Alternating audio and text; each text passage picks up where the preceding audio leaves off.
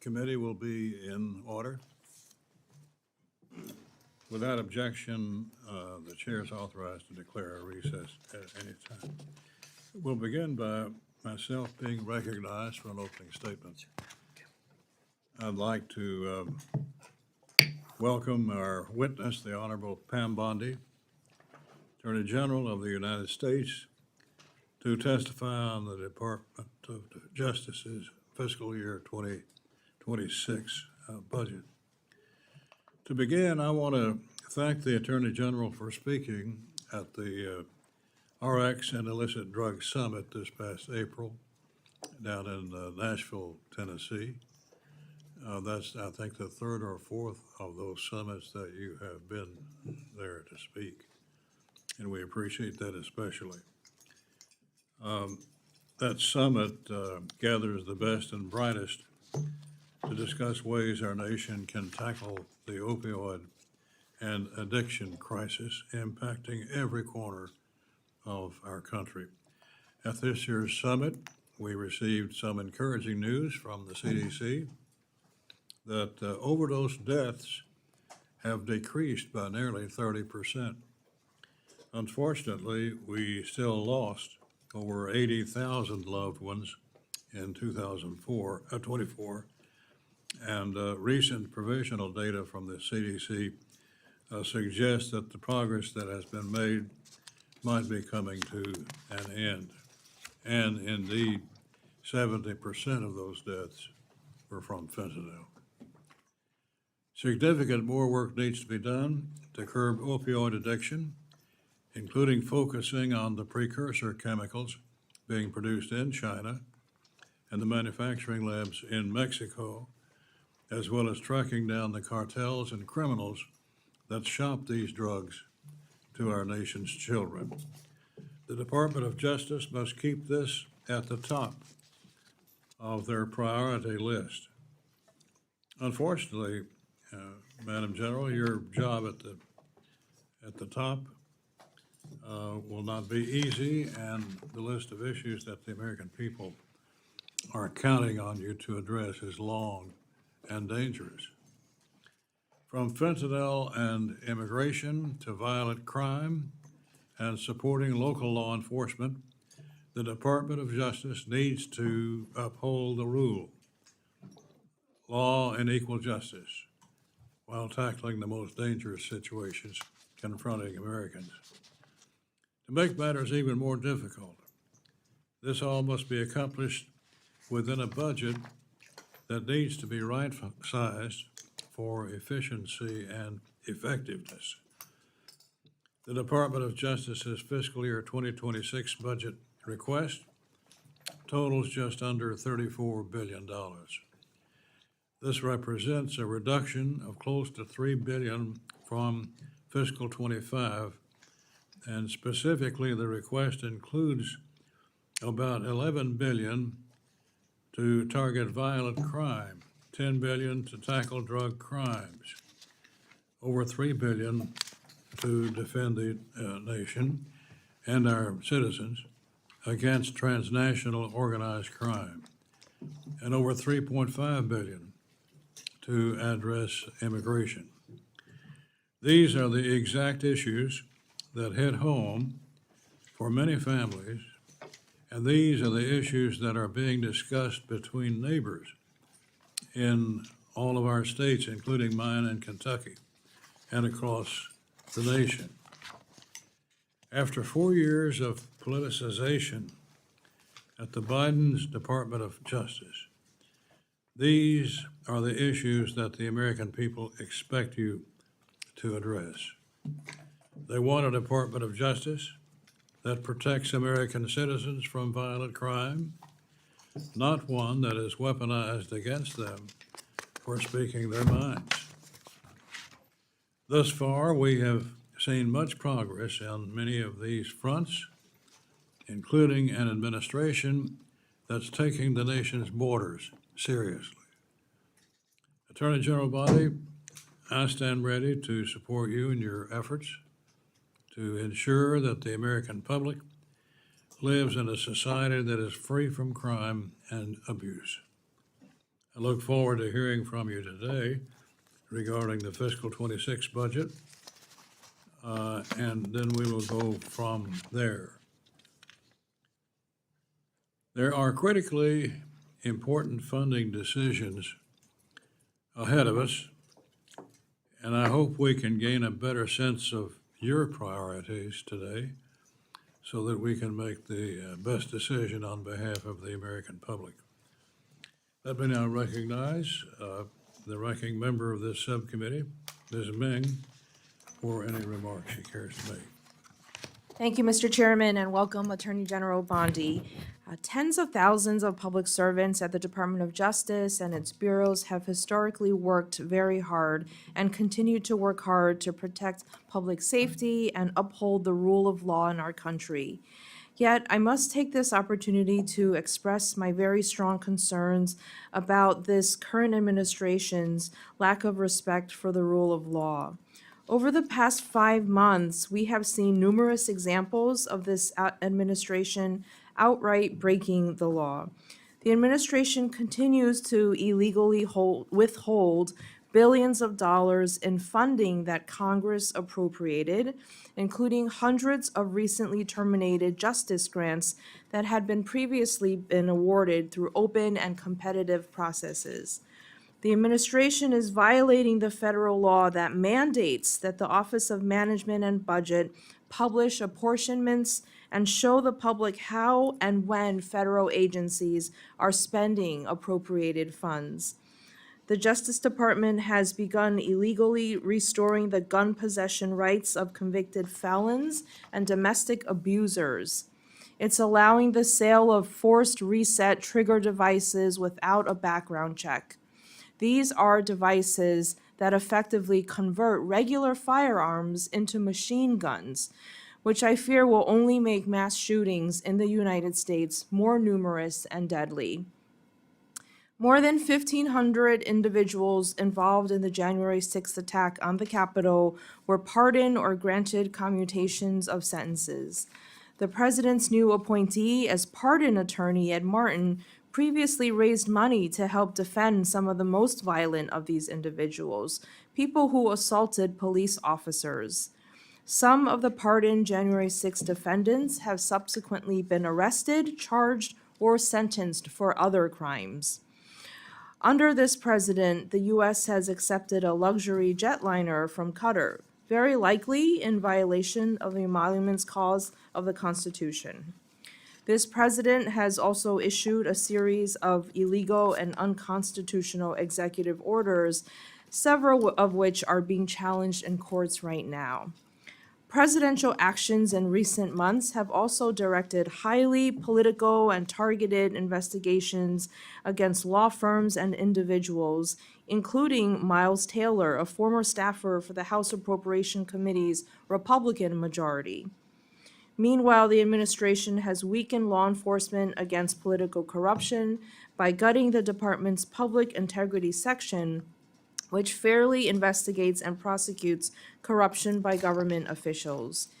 It has dismantled Task Force Klepto-Capture, which was started after Russia's 2022 invasion of Ukraine, to enforce sanctions and target oligarchs close to the Kremlin. It has also ended the FBI's Foreign Influence Task Force, which was created to defend against foreign influence operations targeting U.S. institutions. Furthermore, dozens of experienced career federal prosecutors, litigators, and FBI leaders have been fired or forced out since the start of this administration, including James Dennehy, the highly respected leader of the FBI's New York field office. I'm really concerned about what is happening in the Department of Justice, especially based on the department's fiscal year 2026 budget request. The proposed budget weakens the country's efforts to fight crime and keep Americans safe.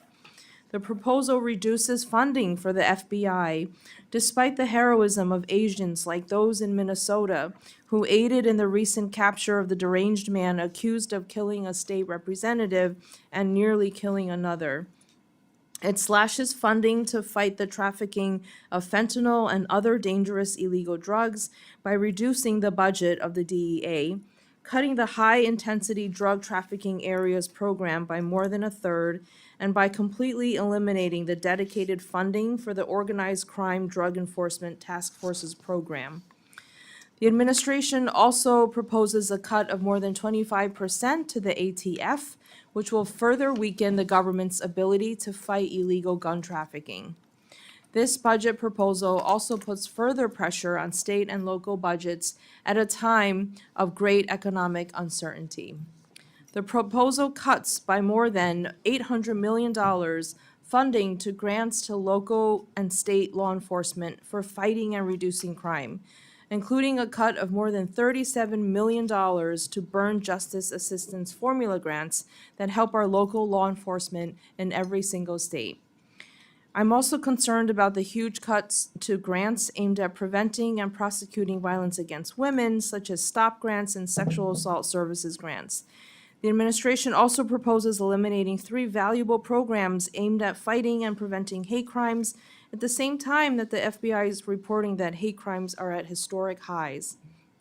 The administration's budget would completely eliminate the Community Relations Service, which was created by the Civil Rights Act of 1964 to prevent and resolve conflicts in American communities. These actions and this budget proposal simply don't demonstrate a commitment to the rule of law and equal rights for all Americans. I look forward to discussing these important issues at today's hearing. Thank you for being here, and thank you, Mr. Chairman, and I yield back. We have in attendance the ranking member of the full committee, Ms. DeLauro, whom I now recognize. Thank you very much.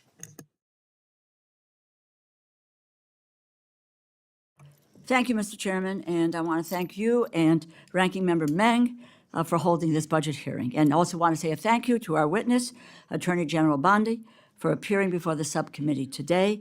Welcome to the House of Representatives. A well-functioning, well-funded, well-led Department of Justice is critical to the safety and the security of the American people. And the Department of Justice's employees are dedicated public servants who work diligently and often in dangerous settings to keep criminals off the streets.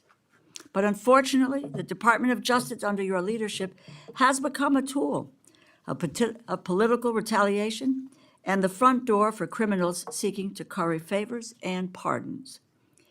As I told Director Patel last month, pressure from the White House to investigate the president's opponents or to quash investigations of his allies threaten the department's credibility and the very foundations and the foundation on which this nation stands, and that is the rule of law. The Attorney General must shield the rule of law from political pressure, not act as an instrument for implementing the president's political hit list. Attorney General Bondi, the Department of Justice is not the president's personal law firm. Loyalty or disloyalty toward the president or even the president's agenda is not a valid measure of the performance of your employees, nor of the appropriateness of a particular criminal investigation. President Trump is more focused on revenge, retaliation, and retribution, rather than lowering high price for everyday essentials, and the American people are bearing those costs. The American people expected President Trump to address the high cost of living, but the president is not laser-focused on the cost of living crisis. He is actually making it worse. Instead, he put billionaires like Elon Musk in charge of our government, and they are attacking civil servants who are not loyal to him, but to the Constitution and to the rule of law, and they are stealing programs, the funding for the programs that keep America's communities safe. This administration is deliberately undermining agencies that protect the American people. Over $4.5 billion in the Department of Justice grant, those funds, including COPS grants, the Office of Violence Against Women grants, that's been unlawfully frozen, stolen from the communities that are counting on this funding to improve their own law enforcement capabilities. This funding supports reentry initiatives, violence prevention. It helps prevent hate crimes, provides services for crime victims, and supports underserved communities.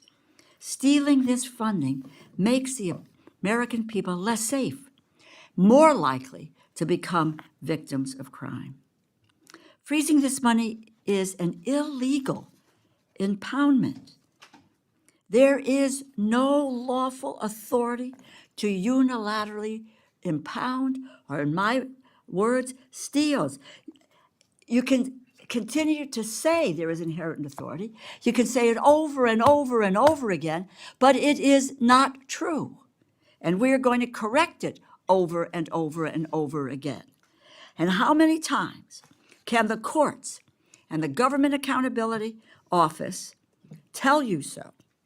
Your department is responsible for upholding the law. You must unfreeze grant money appropriated by the Congress or be in violation of the law. Moving to the next fiscal year, I'm eager to learn about how the Department of Justice will continue to fulfill its mission with a proposed budget that significantly cuts our nation's law enforcement agencies, key offices, and grant programs. The President's proposed budget would impair and defund the core law enforcement agencies that keep our communities safe. In essence, you are defunding law enforcement. It slashes funding for the FBI, the Drug Enforcement Administration, the Bureau of Alcohol, Tobacco, Firearms, and Explosives, limiting federal efforts to help our state and local enforcement combat gun violence, drug trafficking, and organized crime. The budget also targets DOJ's foundational legal divisions, cutting funding for civil rights enforcement, environmental protection, and even, yes, national security. It takes an axe to grant programs and other programs that support domestic violence survivors and local police departments. It dismantles DOJ's tax division, which will only make it easier for prominent tax cheats to avoid prosecution, further increasing the burden on honest taxpayers who pay what they owe. They pay what they owe. Our largest corporations do not. And why on earth does your budget slash the Department of Justice's Office of the Inspector General by 30%? Does this administration want to eliminate waste, fraud, and abuse or not? Our government's Inspector General are absolutely critical nonpartisan offices that help Congress and the American people eliminate and prevent fraud and corruption. This administration has directly undermined and even removed over a dozen of these offices across our government. Waste, fraud, and abuse are not the targets of the President Trump's White House. They are the primary objectives. This budget does not put the safety and security of the American people first. It puts white-collar criminals, drug traffickers, and violent offenders first, while eviscerating your department's ability to stop them. The Department of Justice exists to uphold the rule of law. The American people deserve assurance that everyone will be treated equally under the law. Instead, this administration breaks the law with reckless abandon. President Trump, like every other American, must follow the law. Russ Vought must follow the law. Secretaries Noem and Kennedy and McMahon must follow the law. And we must understand why your department is complicit in law-breaking from the highest office. I yield back. We want to say congratulations to the Attorney General on her selection to this very important post. But she brings a great record from her home state of Florida in her earlier part of her life. So we're proud of you and we welcome you to the subcommittee. And you're now recognized for an opening statement, which will be entered into the record. Thank you, Chairman. Good afternoon, Chairman Rogers, Member DeLauro, and Ranking Member Meng, and distinguished members of the subcommittee. I'm honored to appear before you today to present the President's fiscal year 2026 budget for the Department of Justice. I look forward to working with all of you to ensure continued support for the department and our many critical missions. President Trump's fiscal year 2026 budget proposal totals $34 billion for the Department of Justice. That money will support federal law enforcement as well as our state, local, and tribal law enforcement partners.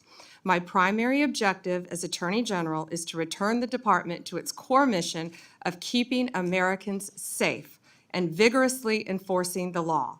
This budget will allow us to continue doing just that. Since January 20th, we have dismantled deadly fentanyl networks across our country. We prosecuted MS-13 and TDA members using terrorism and RICO charges. We've seized thousands of illegal guns from cartels and extradited key cartel leaders into U.S. prisons. Last month, the FBI arrested 205 child predators in a single operation, and the DEA executed the largest fentanyl bust in the history across 4 states. We have also surged FBI resources to investigate thousands of violent crimes committed against American Indian and Alaskan Native people. These are just a few examples of what we've achieved thus far. The budget will allow us to continue doing our crucial work. We've also led the charge to enforce our immigration laws, rebuild our immigration system after 4 years of chaos, help secure our nation's borders, moreover. We must guarantee that our laws allow us to process, hold, and remove those who enter our country illegally. Our U.S. attorneys continue to effectively work with law enforcement at all levels to investigate and prosecute the increasing volume of immigrated-related criminal offenses. Additionally, the President and I have established and reinvigorated 3 task forces to enforce the administration's priorities.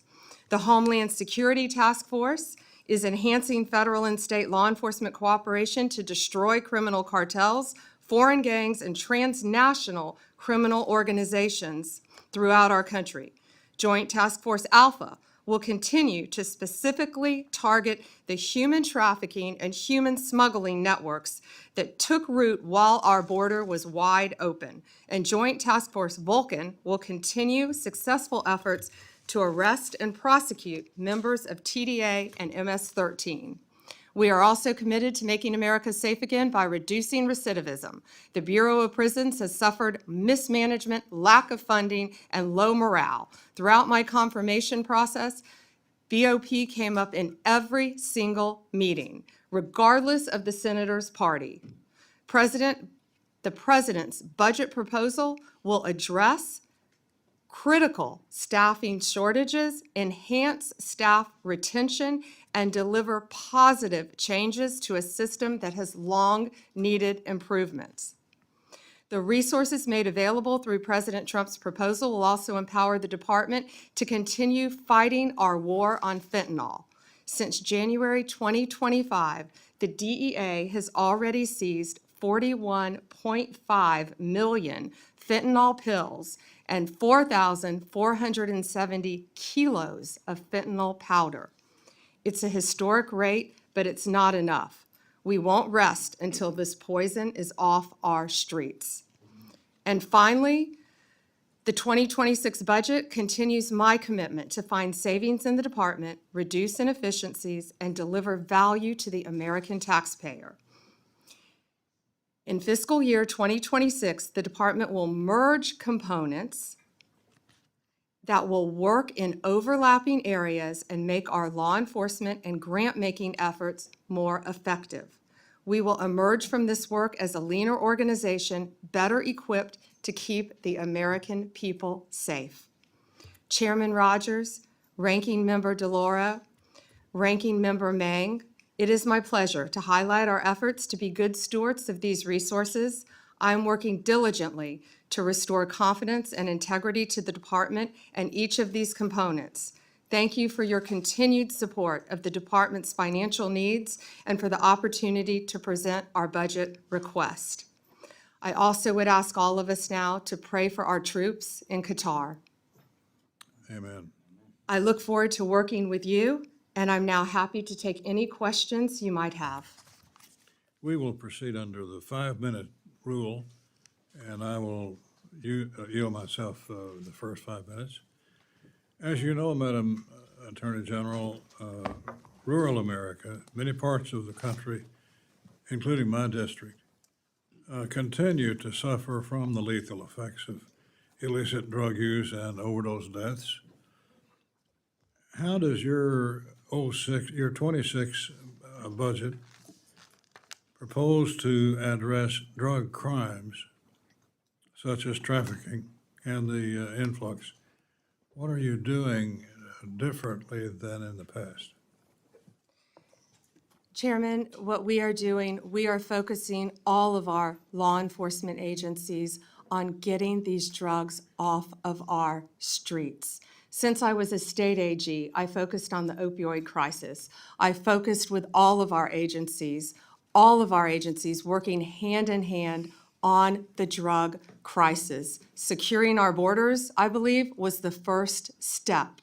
We will continue to do that. On May 22nd, I believe, Chairman, we announced the success of Operation Raptor, the FBI-led DOJ operation that targeted fentanyl trafficking on the dark web.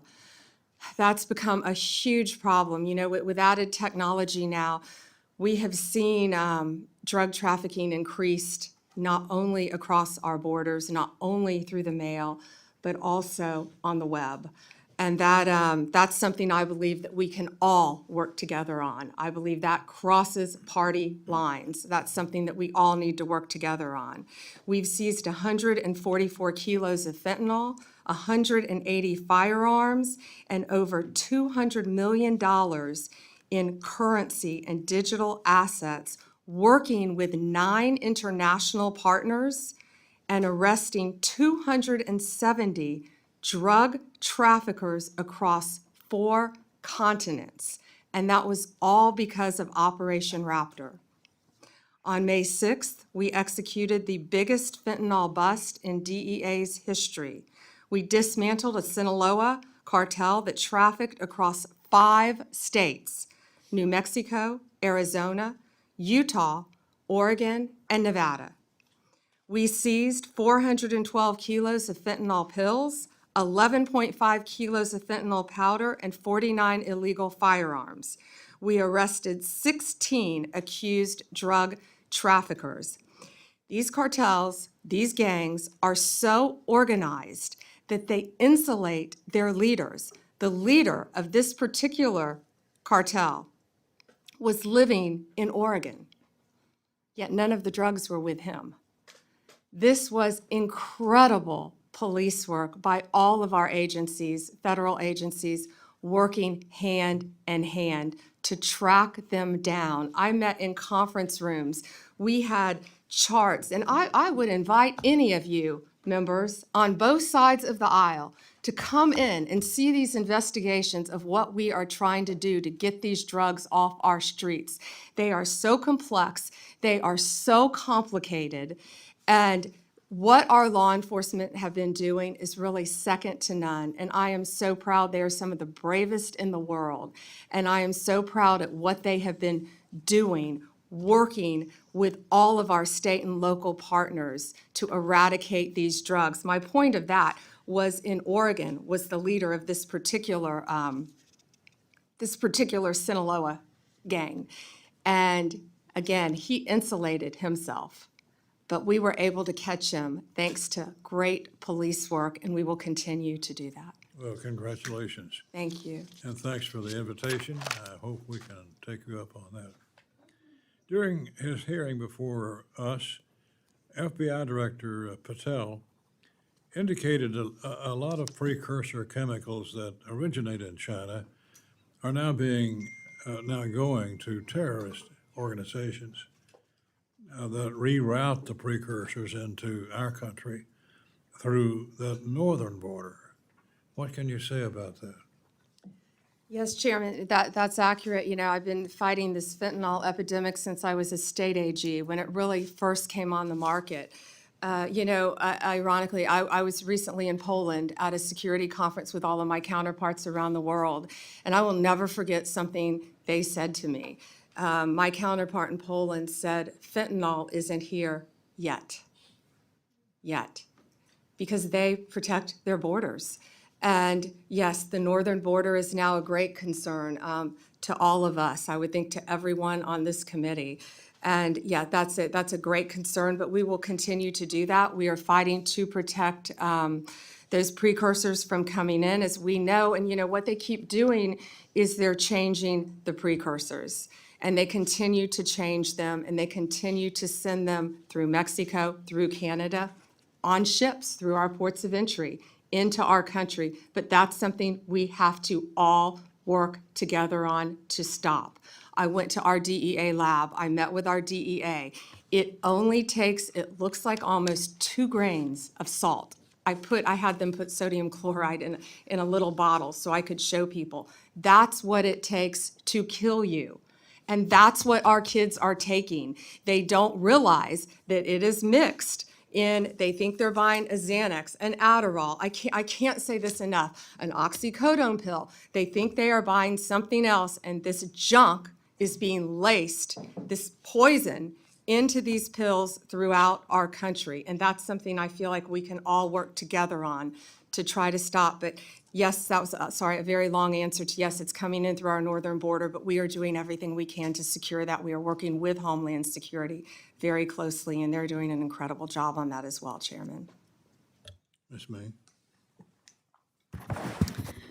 Madam Attorney General, I wanted to ask about a topic that's of great importance to many Americans and especially my constituents, which is about hate crimes. I'm really troubled that your budget proposes to end the grant programs that may help prevent some of these hate crimes.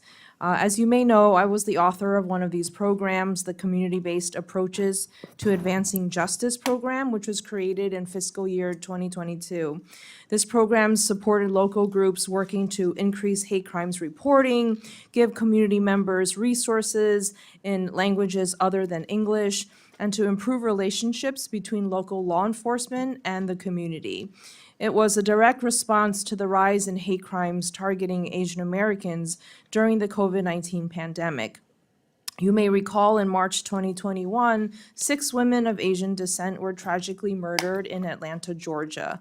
My Hate Crimes Act passed through Congress in May of that year with bipartisan support, including from several of my colleagues on the other side of the dais.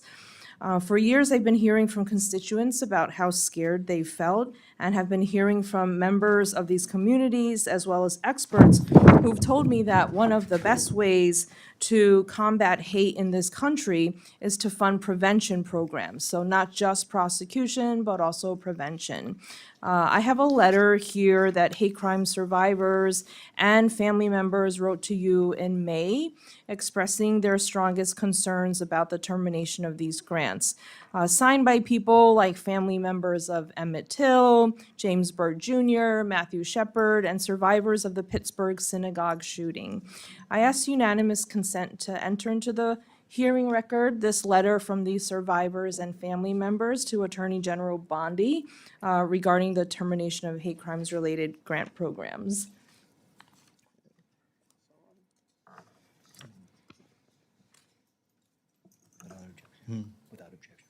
Oh, yes, without objection. Thank you, Chairman. Attorney General Bondi, I absolutely share your support for our law enforcement and for the prosecution of hate crimes in a just way, but we must combat all forms of hate on all fronts, bringing together law enforcement and community leaders and members of the public. And these grant programs have helped many communities do exactly this. So I just wanted to ask and hear from you why there is a proposal to eliminate the 3 largest sources of DOJ funding for hate crime prevention programs. Yeah, and Ranking Member, can you list those 3 for me again? And I'm sorry, I have not received your letter yet, but I would welcome working with you on any issue regarding hate crimes in the Asian American community, in any community. I welcome working with you on that. Okay, yeah, I would love to, and this letter was sent May 15th, and we'll make sure that you and your team have received it. So the programs, one of them, for example, is named the Community-Based Approaches to Advancing Justice. 3 programs have been cut. And one of these programs literally help support our law enforcement departments locally, like our NYPD, to train and respond to hate crimes. Let me see. So we have 5,800 grants, Chairman, that come, Ranking Member, excuse me, that come through my office. 365 have been cut so far. That's approximately 6%. What I will tell you is we have turned back on 13 of those so far because people have reached out to me. If you want to reach out and talk to me directly, I will give you my cell phone. I would love to sit down with you and see if we can work that out. I'm sorry, I'm not familiar with those three directly. But again, we will, if you have on either side of the aisle any grants that you believe should be back on, I would love to meet with you and work with you on that. We're doing that on a case-by-case basis, and law enforcement is my top priority, especially hate crimes, violence against women, everything I've done my entire career as a prosecutor. I think we have a former prosecutor in the room too, and I look forward to working with you on those and seeing what we can do to help you. Great, we'd love to work together, and we will flag all the programs that have been impacted, including those that directly support our local law enforcement like NYPD. And just to be more specific, the three programs mentioned are community-based approaches, Jabara Hire, No Hate, and Shepherd Bird, No Hate Shepherd Bird. Thank you so much. Thank you. Mr. Gonzalez. Thank you, Chairman, and thank you, Attorney General, for being here today. You know, when the DOJ submitted their budget, the United States was a nation at peace, and now we're a nation at war. So my questions are going to be focused on national security. How many Iranian sleeper cells do we suspect are in the United States? Congressman, I can't talk about that in this setting, but what I can tell you is I know Homeland Security, I know the FBI. They are focusing on doing everything we can to keep our nation safe, and they will continue to do that. Yeah, it's a frightening time in which we live right now, but President Trump is committed to keeping all Americans safe, and we look forward to working with you on that. Great, thank you. How many active cases of threats to the homeland does DOJ currently have open as of today? Countless. I can't talk about those in this setting either. Obviously, anything pending regarding national security issues. But there is not a day that goes by that we don't discuss the issues that you just brought up with me at the Department of Justice. But I also know that our counterparts at DOD, HSI, the State Department, and all of our agencies are working together to make America safe and, in turn, keep our world safe. This is very much on my mind. I spent 20 years in the military. I spent 5 years in Iraq and Afghanistan. These aren't, of course, these aren't dots on a board. And, you know, not only American lives abroad, what we saw today, are at risk, but it's also American lives here at home.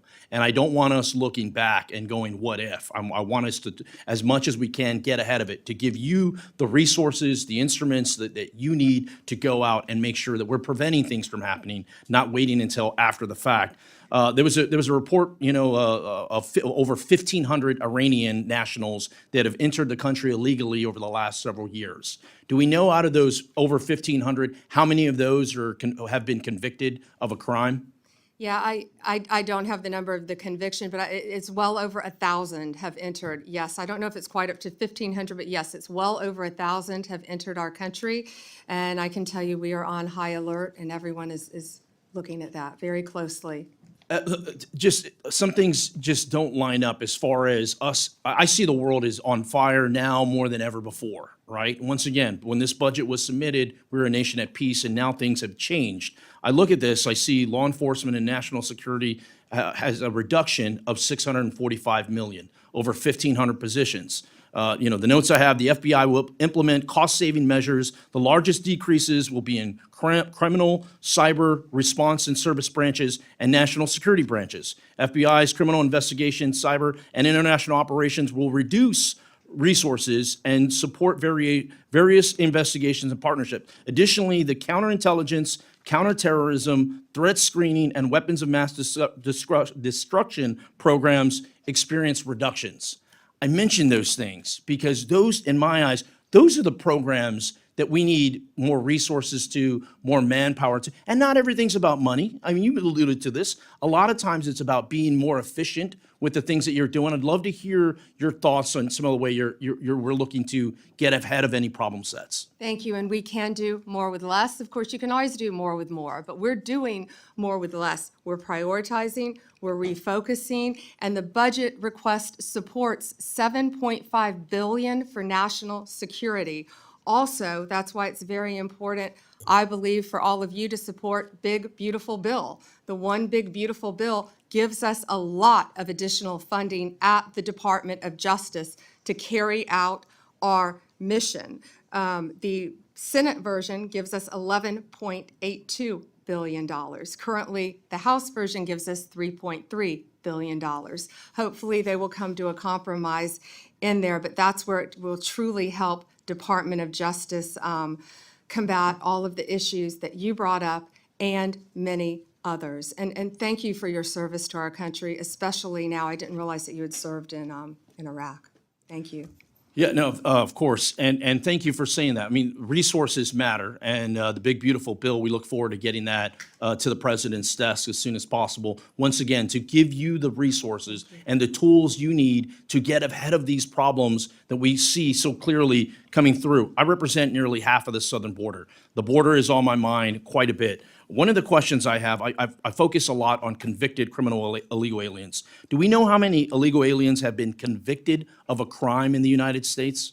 Yeah, I can get you those specific numbers. I don't know, but many. I can tell you our prosecutors are indicting and charging illegal aliens constantly, violent crimes, rapes, thefts, many crimes throughout this country. And yes, our borders were wide open. And Congressman, back in September, I went to our border at Yuma, Arizona, not in Texas, but in Yuma.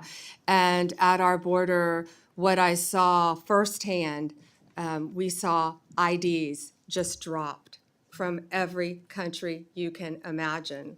El Salvador, Venezuela, China, every country you can imagine. And of course, I didn't see Iranian driver's license, but they are coming into our country. Yes, we know that's documented, but just walking into our country.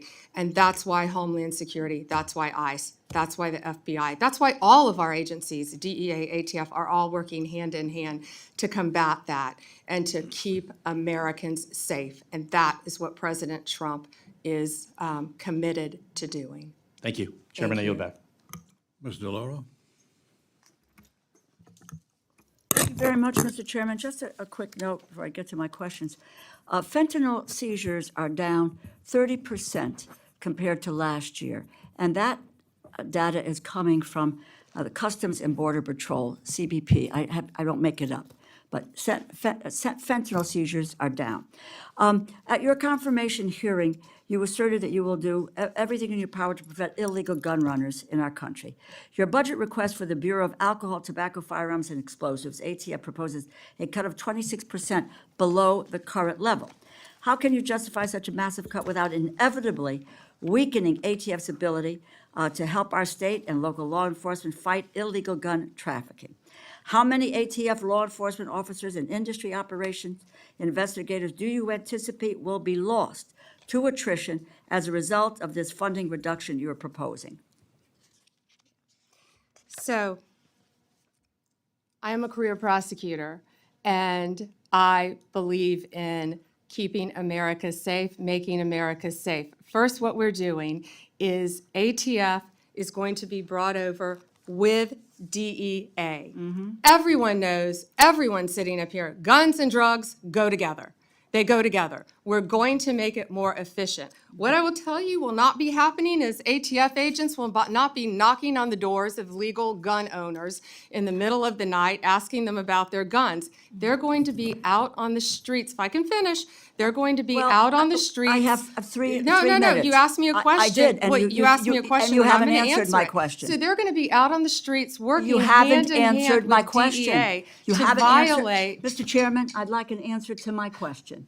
And the question is not being answered. How many ATF law enforcement officers and industry operations investigators do you anticipate will be lost to attrition as a result of the funding reduction you are proposing? You are proposing a 26% cut to ATF for fiscal year 2026, as well as a 4.4% cut to DEA. So you're going to merge the two agencies together, and then you're going to shortchange their resources, so neither one of them will be able to do the job that they have been designed to do. You've got a 34% cut to the high-intensity drug trafficking areas program, no dedicated money at all for the Organized Crime Drug Enforcement Task Force.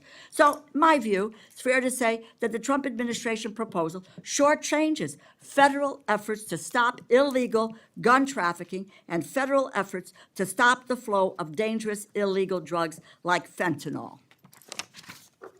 As I was attempting to answer your question very calmly, unlike you, Excuse me, what I'm Madam saying- Attorney General. Answer yes or no. Tell me what the numbers are. I don't want to hear all of your filibuster about So- this. Go ahead, please, tell us the numbers. So we are reorganizing. ATF agents want to be out on the street. Okay, working let me with answer the DEA question for you. agents. I'm going to answer it for you. Page, you know, Mr. Chairman, you give me a certain amount of time, and I have a high respect for you, but I don't have to listen, nor do my colleagues have to listen to a filibuster when it's a simple question. But I have an answer to your question. It's page 146 of the department's fiscal year 2026 budget, and the performance summary explicitly says, and let me quote, ATF will eliminate 541 industry operation investigators, reducing ATF's capacity to regulate the firearms and explosive industries by approximately 40% in fiscal year 2026. ATF will perform fewer regulatory inspections. And the department summary goes on to say, and let me quote, ATF anticipates a reduction of approximately 284 support personnel and 186 agents based on historical attrition patterns, and these personnel cuts will impact ATF across various functions, unquote. If the capacity to regulate firearms industry is reduced by 40%, if you are losing 186 ATF law enforcement agents on top of that, it is clear the direction you are headed with this budget, and that's what it is, isn't it? The proposal will weaken our ability to stop gun trafficking, and it will greatly reduce ATF support for state and local law enforcement that helps them prevent and solve violent crimes. It's a bad proposal. Do you want to hear my answer in 3 seconds? You mentioned regulatory functions. We will not be having ATF agents go to the doors of gun owners in the middle of the night asking them about their guns, period. They will be out on the streets with DEA, guns and drugs How many go are together. gone?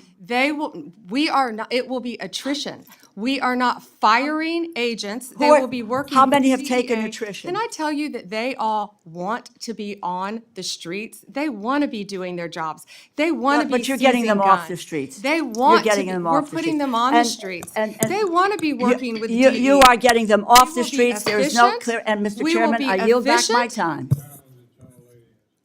I yield back my time. Let's get some answers here.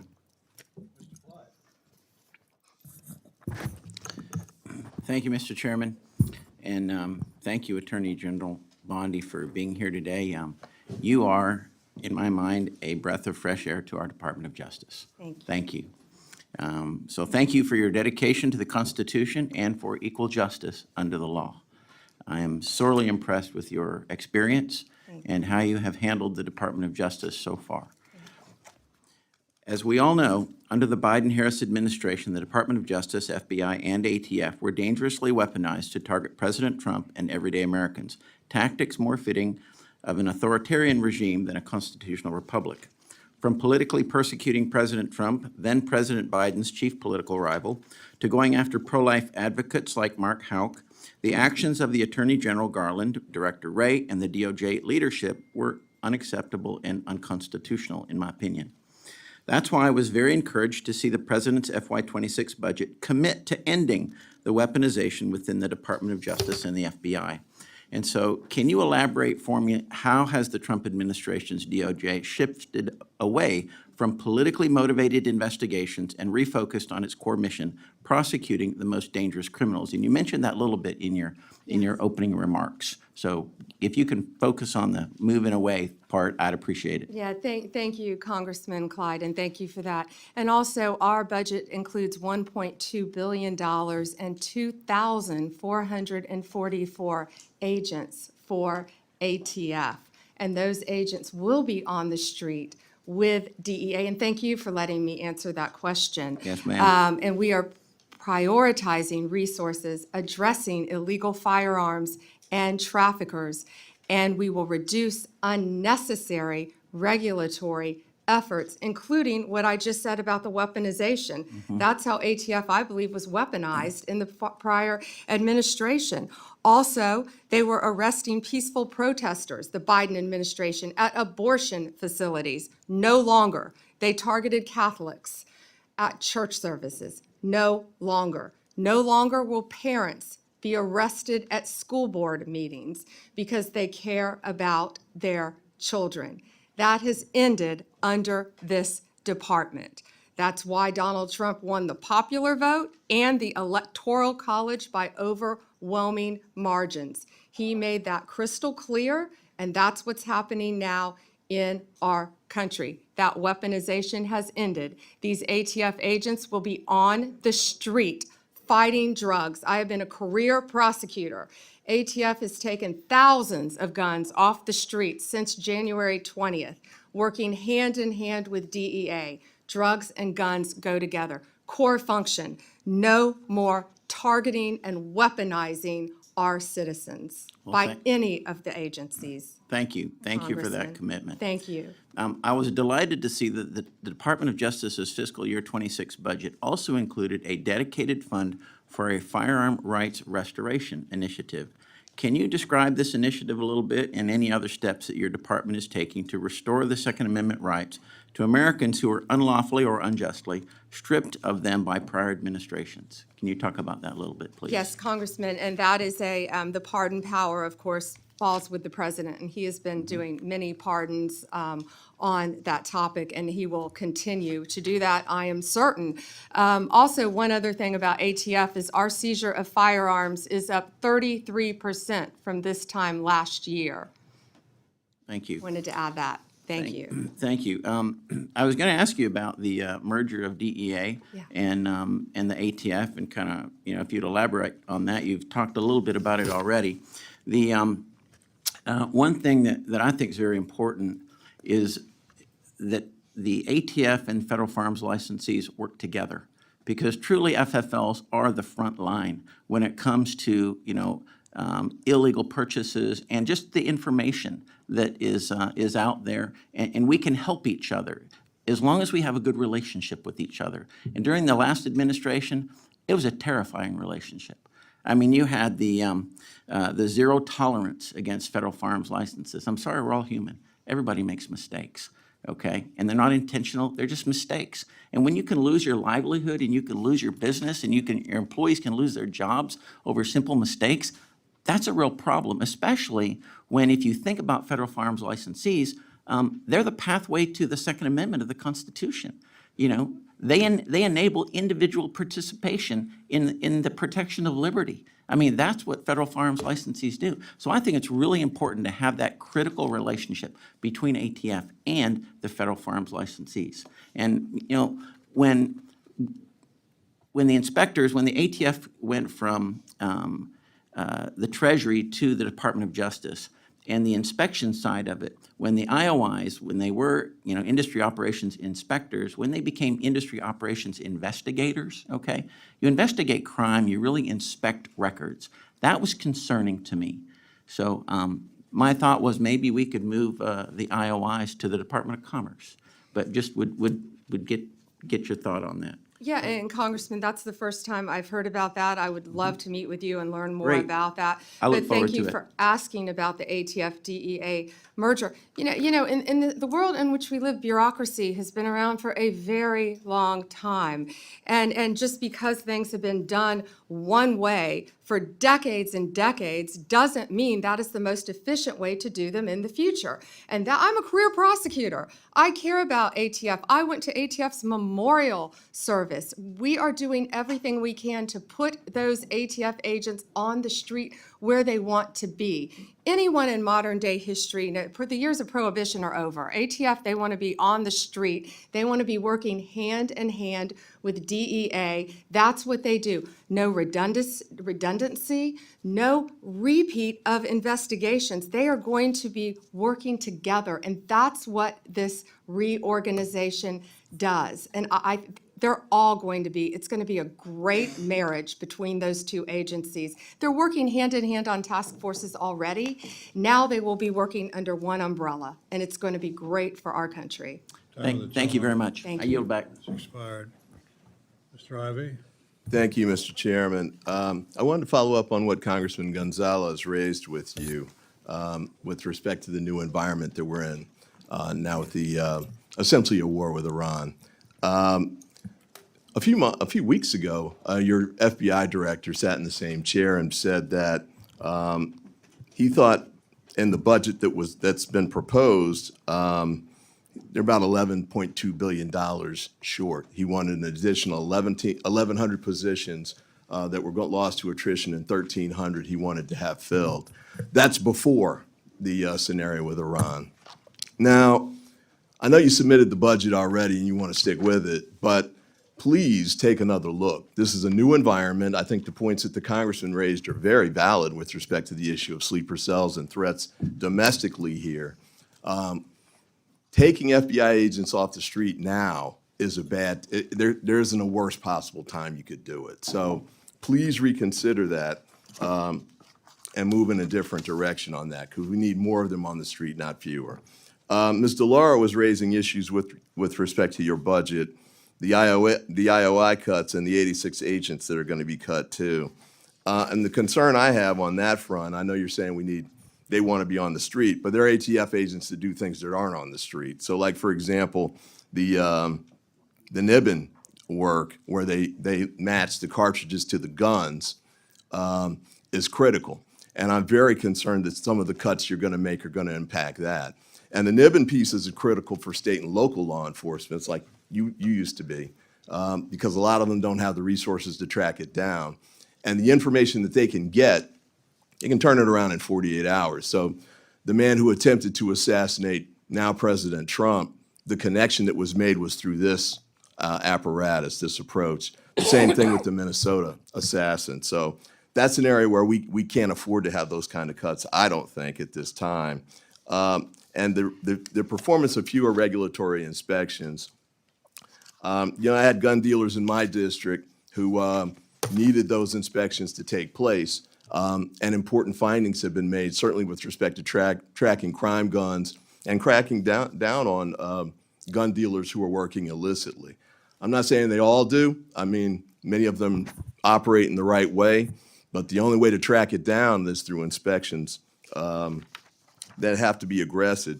And by the way, even under the current regime or the previous regime, I think some of them didn't get inspections for maybe every 10 years or so. So it wasn't like it's a constant harassment piece. But I've got some folks here in the corner of the hearing room who are from my district, Moms Demand Action, DMV Mothers Like Me, Women's Missionary Society. I met with them a few weeks ago, and the concern was the issue of gun violence on our streets and the desire to make sure that the federal presence continues to push hard to make sure we close those cases. You're reducing resources, you're reducing the number of agents, as Mr. Patel said. That's moving in the opposite direction.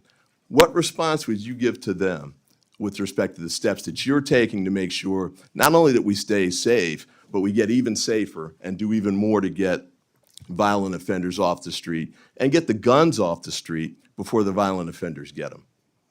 So first, Congressman Ivey, you're a former prosecutor, and I'm smiling because I could see that in some of your questions.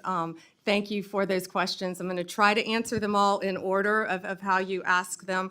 You ask about the FBI, our budget, and Director Patel clarified that in front of the Senate, I think, and our budget includes $10.1 billion, 12,926 agents for the FBI. I think clarification would be gentle. It was a complete flip-flop on what he said when he was here. So they And he was asked 3 times by prioritized. Ms. DeLauro just to make sure that he was right about what he had said when he was They testifying. prioritize realignment of personnel to the field to carry out national security, which you just talked about, intelligence, criminal law enforcement, and criminal justice missions. Can I do- The can I budget, do but this? can I just keep, If- I only if- have 34 seconds to I've got answer you, and I 3 really quick want to questions answer. for you, and I'd love to You're get. asking 3 I'd love to- questions I'd and you love to haven't get let your me answer answers. one. I'd I love to wanna get your talk about answers in Niven. writing. Quick questions. Niven, When you were the Attorney General in Florida. Chairman, can I you answer the offered- question?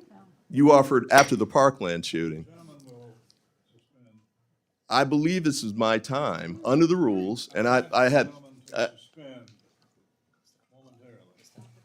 Stop the clock. can we stop the clock? Stop the clock at a different. Mr. Chairman, what I just said was, if you could submit your answers in writing, that would be great.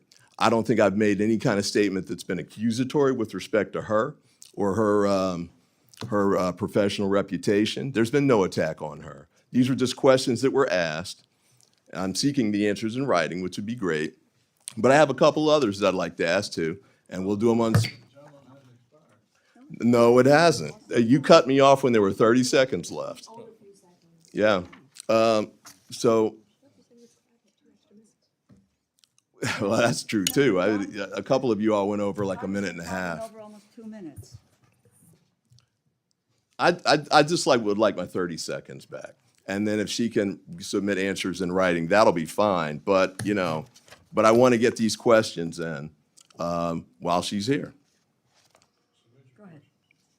I want to ask the questions and she can submit the answers. This is my 5 minutes. I get to do it the way I want to do it. Under the committee rules and under the House rules. These are my 5 minutes. And as I said, I have not been disrespectful to this witness. I have not. Or,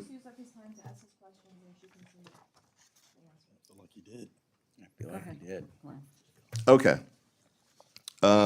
When you were the Attorney General in Florida, after the Parkland shooting, my understanding is you moved to ban gun sales to people under 21.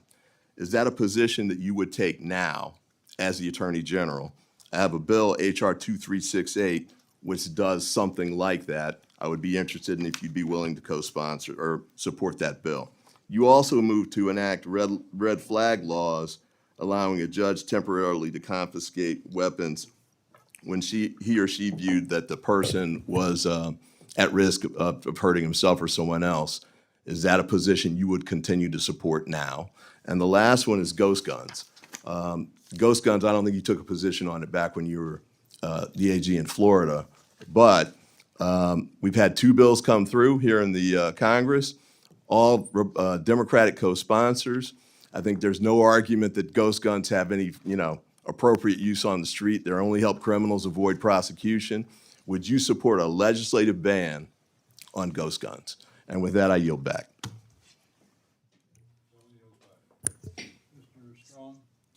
Thank you, Chairman Rogers, Ranking Member Ming, for having this hearing today. I'd also like to thank the subcommittee staff for their hard work. Attorney General Bondi, thank you for being here today. I commend you for your efforts to prioritize President Trump's America First agenda and commitment to making America safe again.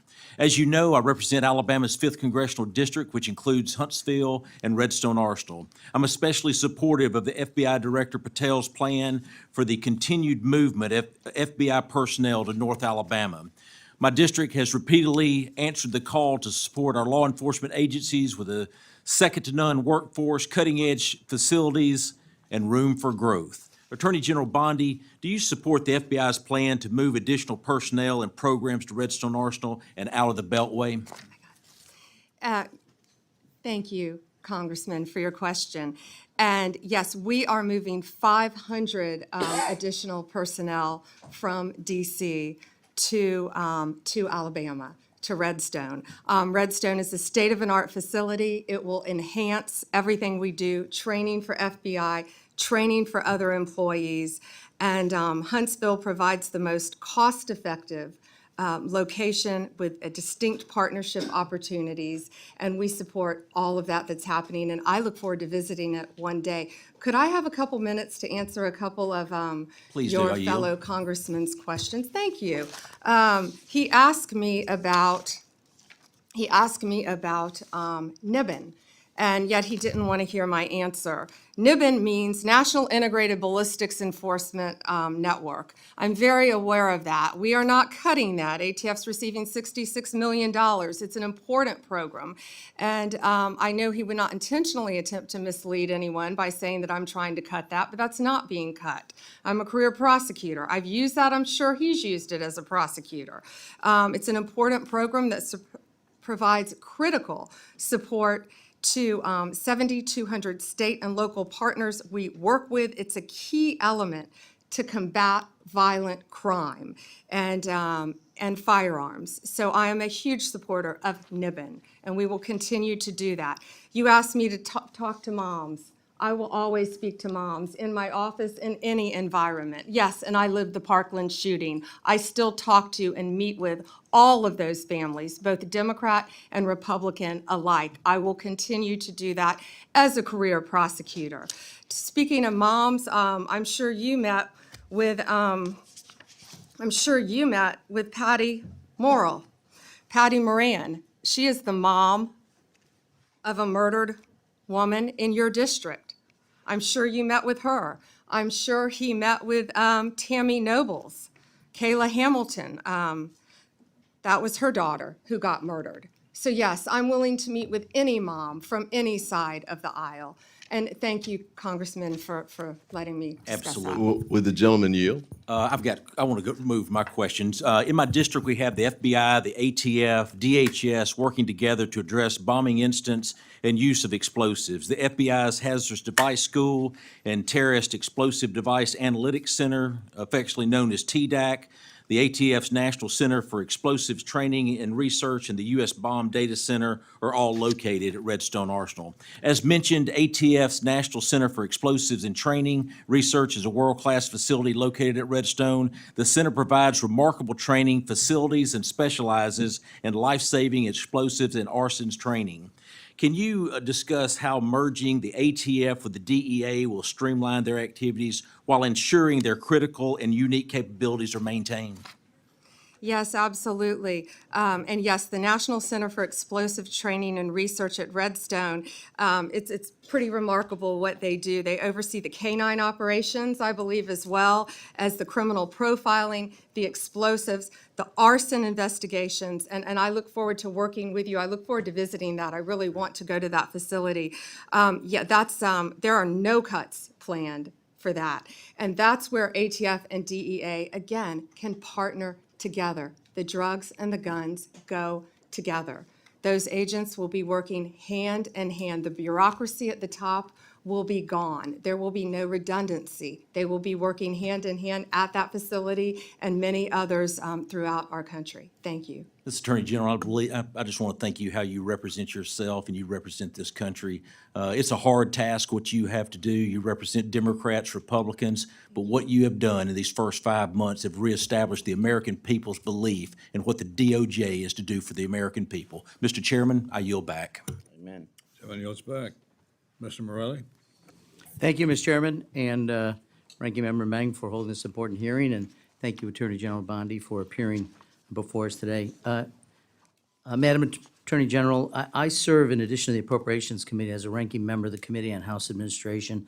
I sent you a letter last week along with my Republican counterpart, Chairman Brian Stile, requesting an increase in federal prosecutory resources to address threats against members of Congress, particularly in light of what happened last week in Minnesota, that tragedy.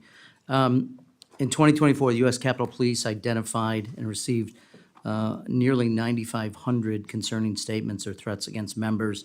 Federal prosecutors have only secured 8 convictions so far, and the heightened threat environment demands an all-hands-on-deck approach. Will you commit to assigning an assistant U.S. attorney or a special assistant U.S. attorney in each of the 94 federal districts to, at least on a part-time basis, investigate and prosecute threats against members of Congress? So thank you for bringing that up, and I take that very seriously. Not only what happened in Minnesota was horrible, I've spoken to Keith Ellison, I've spoken to Amy Klobuchar about that.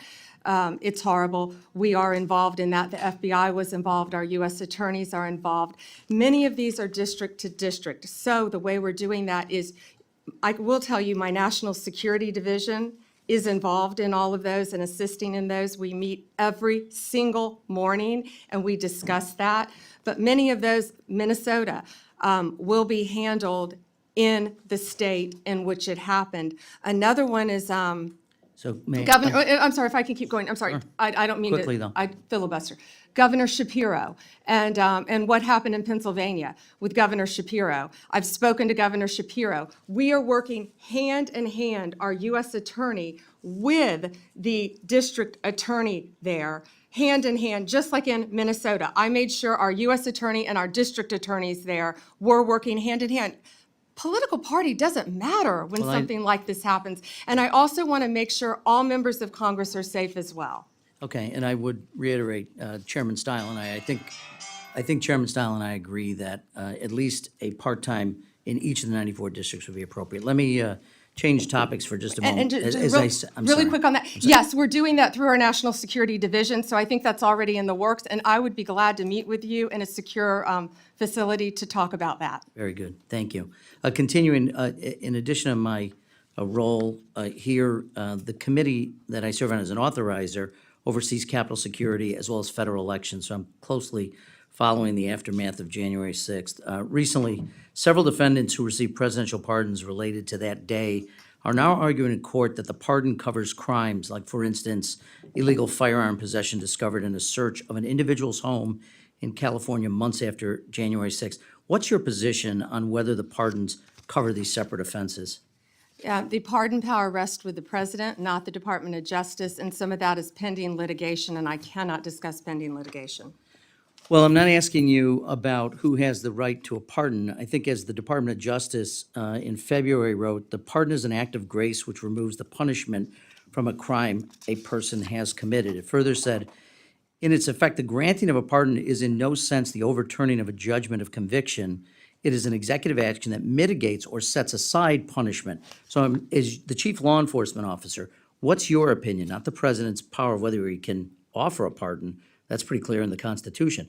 But for crimes committed unrelated to January 6th, would you suggest that the pardons would cover activities or crimes potentially committed outside of that by the same person? Well, I don't know if you're referring to Joe Biden pardoning his son after he said he would not pardon Hunter Biden, or the No, I actually commutation referred of to all January the 6th. I'm sorry. all the sentences that the people that were on death row. I've met with those families. No, and I- all of those sentences were commuted. I'm not going to comment on pardons on either side of the aisle. So, well, I'm not asking about either side. I'm asking, you're the chief law enforcement officer in the United States. You have a responsibility directly, but you swore an oath to the Constitution, not the president. Want to know what your views are on the extent to which pardons cover potential crimes committed by individuals who've been pardoned but unrelated to January 6th. Do you mean the ones that were done by the auto pen? I'm not going to discuss right. anything that Mr. could Chairman, be or not be I pending litigation. respectfully, you know, Ms. DeLauro accused you of filibustering. I think that's the height of filibustering. This is a serious, serious topic. And for you to suggest that you don't have an opinion or to divert to other things that have nothing to do with January 6 pardons, I think is frankly demeaning to your responsibilities and your job. With that, I'll yield back.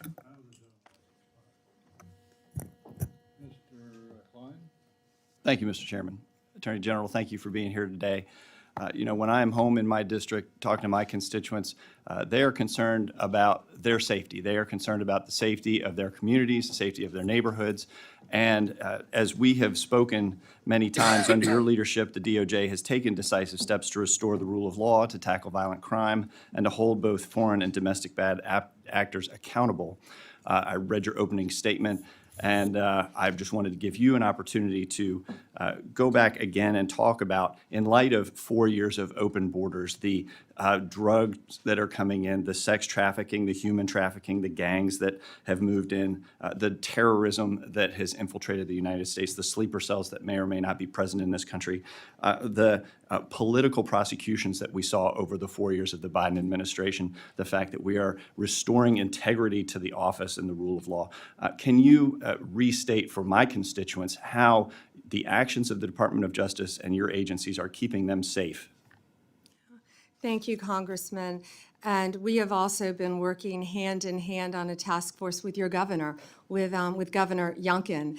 And we started a task force with Governor Youngkin, and that's something that we would like to take to every single state, both Democrat and Republican. And that's how we've been able to fight these gangs, these transnational cartels, these organizations, these criminal organizations. And it was really remarkable. One of the top members of TDA was living 20 minutes from where we're sitting right now in Virginia, and working hand in hand, regardless of political party, with state and local law enforcement officers throughout the state of Virginia.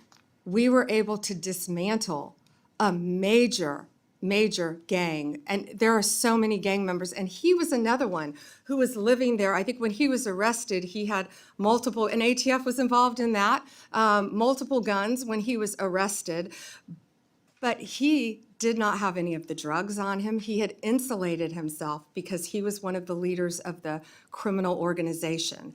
And so these task force working together with the state of Virginia have been remarkable. So that's one way to break it down, what we've done. And we're just so proud of the partnership that we've had with your state, dismantling the gangs, the guns, the drugs, and we'll continue to do that. And when you have that partnership, you can get a lot done. You can get so much done. Secure a safer community for the people living there. When you have sanctuary states like California and who are preventing you from actually getting in there and actually getting the gangs off the streets, getting the drugs and the human trafficking off the streets, that hurts the people of those states. You know, when the streets of Los Angeles descended into scenes more fitting of a failed state than a major American city, mobs setting fire to police cruisers and looting entire city blocks, videos online showing American flags being burned and the flags of foreign nations being flown,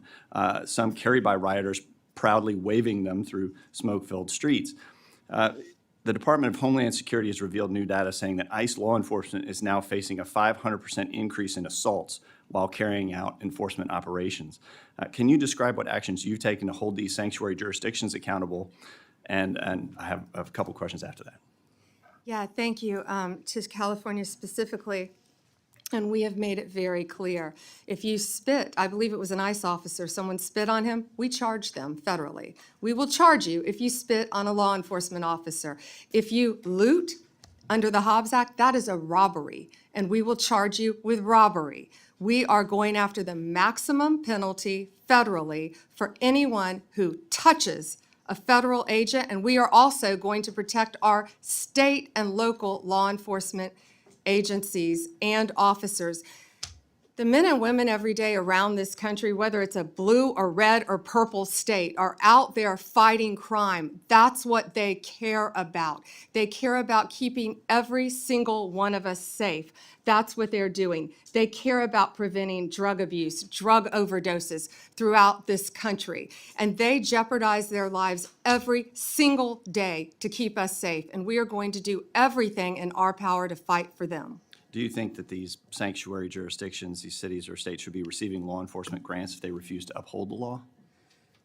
That's pending litigation, Congressman, and I can't discuss that right now. I think the answer should be no, but I'll leave that to the judges and to this committee to decide. Thank you. Time of the gentleman has expired. Mrs. Dean. Thank you, Chairman. Thank you, Ranking Member. Thank you, Ranking Member. Thank you, and welcome Attorney General Bondi. I just wonder, sincerely wonder, do you hear how hollow your last words sound in light of the pardon of all of the January 6th people, day one of this administration. I believe you're sincere. You want to protect law enforcement, but your principal, the president, pardoned every single one on January 6th. It rings hollow when you say these words, that if you spit on a police officer, we're going to go after you. Talk to my friends who are Capitol Police officers who were here, 5 of whom are no longer here. They are dead. And this administration, and I guess I want to ask you, did you have any advice for the president when he came forward with the blanket pardon on January 20th? What advice did you offer the president? I am never going to talk about conversations, advice you in asked any for- way. were you asked I'm for never advice? going to talk about discussions I've had or Because have you'll- not had. you'll But I remember- can answer with the President of the Yes or United no? States. Did you give him any advice, yes or no? I am not going to discuss any conversations That's a that no. I have had with it. You And just put your words in own my word- mouth. I but- am not going to No, discuss. I'm going to reveal your own words. I am Just a not moment. going to Please stop. discuss Please stop. This is conversations my that I've time. had with the President of the United States. Attorney You asked me a General, question. I would like to reclaim and the you last asked 20 me to seconds. answer. I have asked to reclaim my time. Please put 20 seconds back on the clock. You have an extra 30. If the general, She answered, and then answered it again, and answered it again, with a non-answer. I ask for your consideration if the of putting general time lady on. will let the witness answer the questions, we will She proceed. answered it by saying no. Okay. The 3 hallmarks of this administration are incompetence, corruption, and cruelty. I'm going to focus today on corruption. And in my mind, there are 2 types of corruption: personal, and then the other I'm going to call public, governmental. Attorney General, have you ever been registered as an agent of a foreign principal under the Foreign Agents Registration Act? I assume you're talking about when I represented the country of Qatar for a very short time. The Hold answer is on. yet- no, Hold excuse on. me. No. No. For anti-human trafficking for the World Cup. Anti-human trafficking or for the no? World Cup. Attorney You can't General- put words in my mouth. No. You want to talk about incompetence? You're the one that Excuse said me. Joe Biden on PBS was competent. You had to retract those words. So Mr. don't Chairman. talk to me. Don't insult me publicly. This is so discourteous. This is so outside the committee's guidelines. Taking a personal shot at me while swiping at Biden, very strange and very unprofessional of you. The answer is yes or no, and the answer is yes. You were registered as a lobbyist for Qatar. Is that correct? Yes. Never mind, don't answer. Did you disclose that when you went before for the Senate for confirmation? Yes or no? No, it was not in your documents. The answer is no. President Trump, This was discussed at my confirmation hearings in detail. it was discussed, but you failed to bring up the conflict that you had. President Trump recently announced he'd accept that $400 million Qatar airplane because it was just prettier than the one he was flying around in. Is it true that you gave advice that this was legally permissible? Yes or no? I will not discuss any advice that my Office of Legal Counsel gives to the President of the United States on any matter. When you spoke before the Senate, you said you would ask for ethical advice. Did you recuse yourself from that issue? And talking about unprofessional, you say the President wanted a jet because it's pretty? Excuse Come me. on, this is a Senate, this is He a said it congressional himself. hearing. He said it himself. Let me go to April the 2nd. You're a part of this, the president has dabbled in meme coin. He had the DOJ disband the National Cryptocurrency Enforcement Team. His son recently launched the Executive Branch Club, a private club with $500,000 memberships here in DC. Any of this seem like it might be a problem, might be profiteering from the office, and maybe you and your ethics team might be concerned about these conflicts of interest, your own and the president and his family? Yes or no? Any concerns? What I would be concerned about in Pennsylvania are all the child sex cases that we've prosecuted, all the CSAM cases Did that you- we've prosecuted Did you hear in my question? Pennsylvania. I That's asked what the I would witness be to concerned actually about. answer questions that are asked. Congresswoman Dean. Chairman, Please let the witness answer the question. she didn't. And I would like to ask you one more question. You're not just complicit in this, you're actively helping and profiting. Isn't it true that on April the 2nd, the same day that Trump announced his chaotic tariff regime that plummeted the stock market, you sold more than $1 million worth of your shares in Trump Media stock? Trump Media stock fell 13% in the following days. Seems you avoided that loss. Well done. I yield back. May I answer that, Chairman? I complied with my ethics, and yeah, I would take a class in financial literacy if you think I profited from that, because I lost a tremendous amount of money. Congresswoman, and also, on page 25 of my SJ2, it lists my involvement with Qatar for anti-human trafficking for the World Cup. Thank you.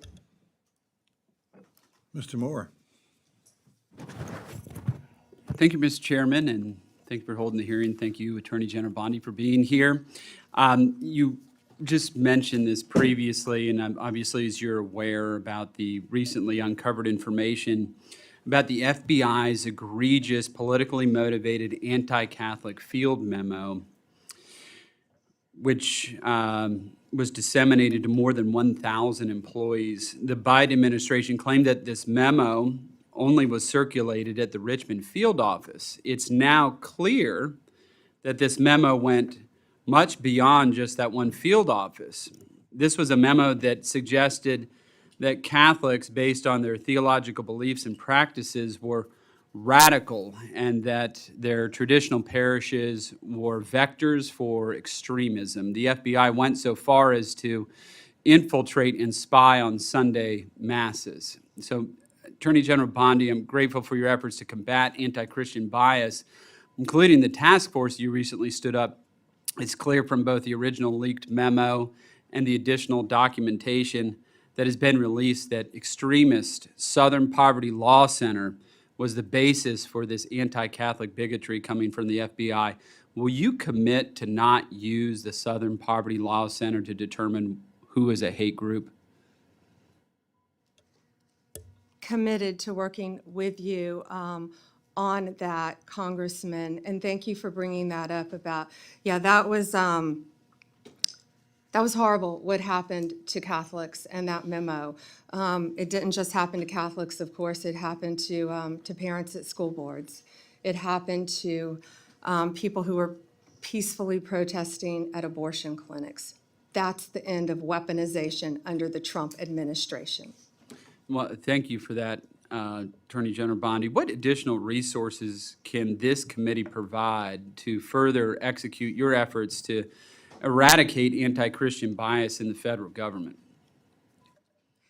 Yeah, we're committed to working with you. Our Civil Rights Division, led by Harmeet Dillon, is doing an incredible job working on those issues and many more. Our Civil Rights Division, I met with her this morning. I talk to them almost daily, and they are working to protect people of all religions. And, you know, especially now, I'm actually surprised that hasn't come up yet this morning, but in light of everything happening with Israel, all of the anti-Semitic things that have been happening around our country. I went to the crime scene here in DC of 2 young people who were leaving a Jewish museum and were gunned down simply because of their religion.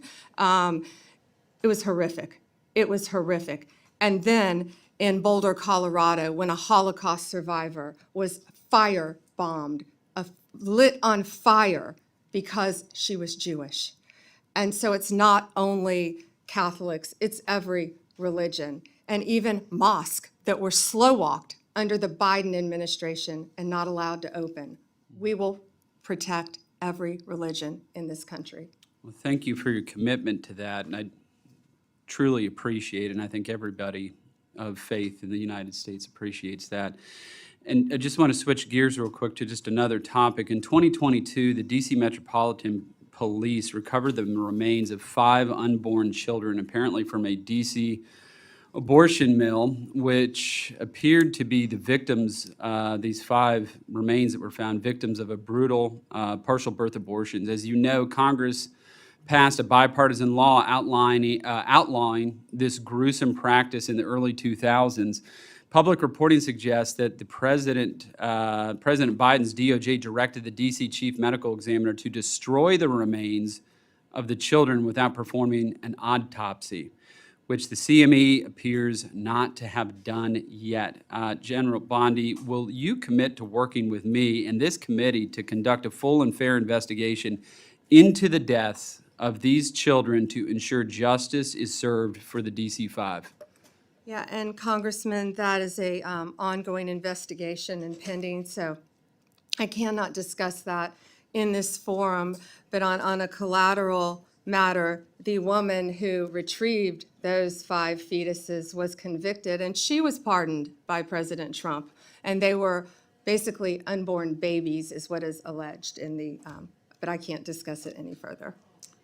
All right, thank you, Mr. Chairman, and thank you, Attorney General Bondi. I yield back. Mr. Mervin. Thank you, Chairman. Thank you, Ranking Member. Attorney General, thank you for joining us today. Our law enforcement officers, first responders, and local safety agencies are the backbone of our communities. In Northwest Indiana, I've worked hard to bring critical federal grant dollars home, funds that directly support the brave men and women who protect us every day. Unfortunately, funding for 2025 has been rescinded, weakening our public safety framework and making our neighborhoods less safe. I firsthand have a positive impact in securing dollars and investments for Gary, Indiana, East Chicago, Lake County, and Michigan City that were force multipliers that were technology such as license plate readers and the COPS grant. I'm asking you today, what can we do to ensure that those funds are going to continue to flow to my district? And in light of the HIDA, I'm in Northwest Indiana, Gary, Indiana. We are a HIDA district where we have the Chicago traffic. That's vitally important to my district. I just need commitments that that funding will continue to be going forward and that our agencies will have that support.